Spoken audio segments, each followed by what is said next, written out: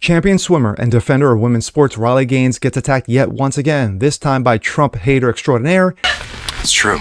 Keith Olbermann. Something you don't know anything about, because no one would marry you and you have no children. You have a cold, lonely life in which you become a bitter, bitter man. A man who's been fired several times for his idiotic rants. You are correct, sir. Yes! And also is in serious need of being with a woman. What? I'm Jazz Berganzo, and this is What's Next.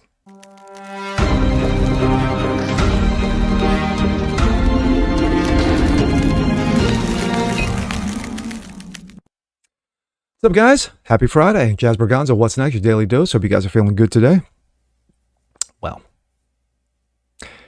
Riley Gaines, champion swimmer, collegiate champion swimmer, defender of women's sports rights and women's rights overall. She's been attacked, literally and figuratively, over the last several months. She's made huge gains, huge strides. She's testified in front of state houses. She's testified in front of Congress in regards to why men with mental illnesses need to stay out of women's sports. Oh, no, we can't have that. You know, reality, science has no place when it comes to transmentalism because, you know, she's a phobic, a hater, a racist in some way, shape, or form. This time she gets attacked once again by one Keith Olbermann. Fired Keith Olbermann from ESPN, fired Keith Olbermann from MSNBC, fired Keith Olbermann from multiple venues, and yet he still continues to be around, hang around, open his mouth, and shove both legs down his throat because this is a man who's in serious need of a date with a woman. But that's just my observance. And here we go. This comes out of the New York Post. Keith Olbermann ripped after saying Riley Gaines sucked at swimming. Nasty, ignorant man. Former MSNBC host Keith Olbermann called on former NCAA champion Riley Gaines to acknowledge she was a terrible athlete in a post that receiving backlash on social media. Gee, I wonder why. Quote, "Can you just address the reality and move past it?" Oberdouche wrote in Twitter. "You sucked at swimming. That's why you lost." Gaines famously tied with transmentalism Will Thomas, a dude who liked to feel pretty, a member of the University of Pennsylvania women's swimming team. And for those who don't remember, let me refresh your memory. Against the men, he was 430-somethingth in the country. Against the women, when he decided to flip the script, became number one. Gee, again, I wonder why. Oberdouche was responding to a post Gaines made in defense of women's bill of rights, which postulates that male and females possess immutable biological differences. She calls on facts. She's got receipts. Nebraska Governor Jim Pillen is reportedly the second governor in America who has established the Women's Bill of Rights, telling constituents that it's common sense that men do not belong in women's only spaces. Again, speaking of spaces, the same Will Thomas, who decided to become a woman, decided to show his ball sacks in front of Riley Gaines and others in that locker room. Yeah.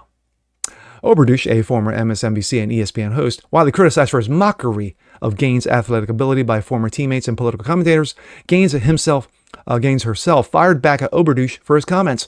Ah, makes sense now why you got fired at ESPN.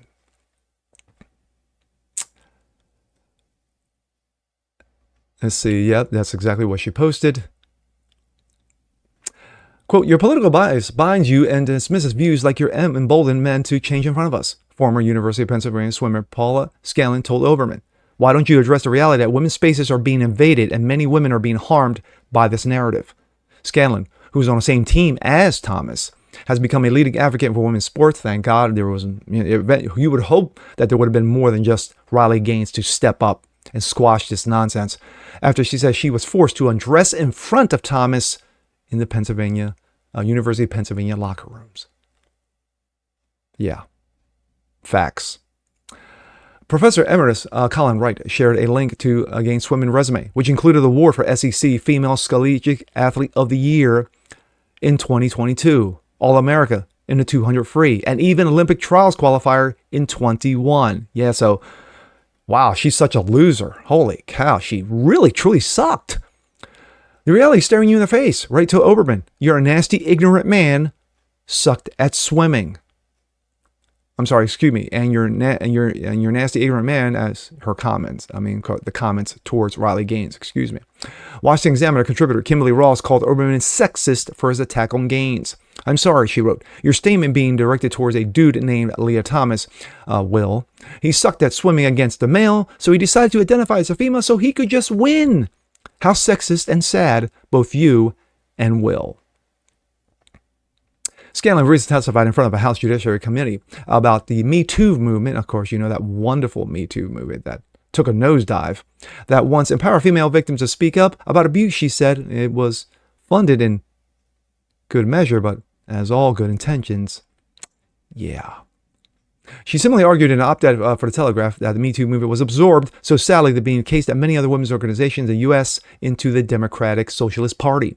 Scanlon noted that she was forced to relive the trauma of her sexual assault by undressing in front of Thomas, but sexual assault by a trans mentalism woman has seemingly been neglected by women's organizations. Fact, and more fact. My thoughts.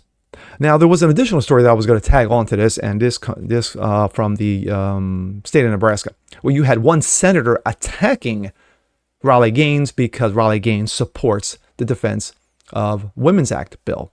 Of course, making rude and ignorant and insensitive comments towards Gaines. But then again, Riley has been down this road before. This is not her first rodeo, and sadly, ignorance will continue to attack her. Now, when it comes to Olbermann, he's been fired multiple times.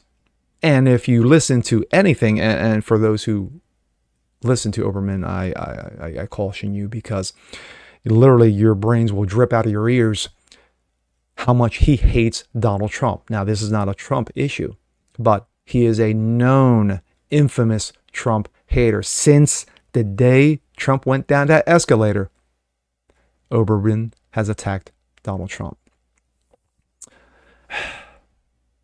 But it's not a surprise that you notice that a number of people who are either currently at ESPN or left ESPN are haters. They're phobics. They're mentally incapacitated in some way, shape, or form because of the wokeness. And as always, of course, wokeness is like a cancer. Once it infects you, yeah, you either cut it out or it destroys you. And with Olbermann, yeah, he loves the woke. You know, he bends over, grabs both ankles, says, "Give it to me hard without the KY." That is the world Olbermann lives in. And that's a sad, sad place to be. And with that being said, I'm Jazz Berganzo. This is What's Next. Want to see more like this? Please leave a comment below. Like it, share it, subscribe to it, hit the notification bell so you guys never miss a thing. And we'll see you next time. Peace.